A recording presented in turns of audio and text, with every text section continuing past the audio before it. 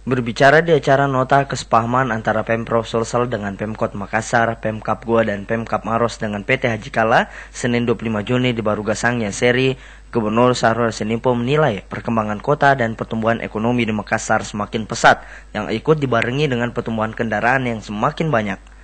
Dalam 3 tahun terakhir, jumlah kendaraan bermotor sudah mencapai 717.000 unit. Kondisi ini diperparah karena Makassar belum memiliki sistem transportasi umum yang memadai.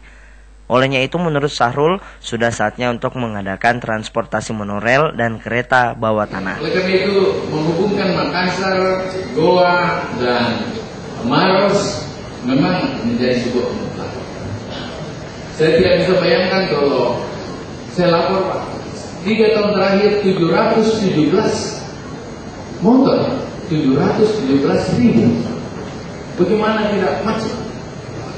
Dan saya yakin bahwa perhitungan ini yang membuat tidak efisien, karena motor hanya membawa 2 orang. Kenapa orang mau membeli motor semua?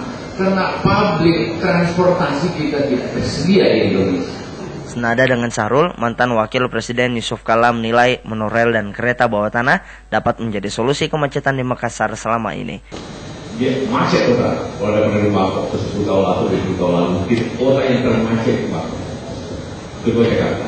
Sekarang Jakarta bersatu. Ada Bangkok selesai. Dia tambah jalan. Makin tambah jalan, makin macet. Karena orang makin beli mobil. Dan kesulitan yang parkir. Nah, karena itu maka cara dimanapun di dunia ini ialah mass transportation. Wali Kota Makassar Ilham Arif Sirajudin menambahkan terkait keberadaan angkutan umum PT-PT setelah monorel ini hadir, Ilham menjamin angkutan umum tersebut tetap terjamin di mana akan difungsikan sebagai vendor atau penghubung ke monorel. Bagi pelaku usaha angkutan transportasi dengan adanya monorel, infrastruktur ruang mereka bergerak.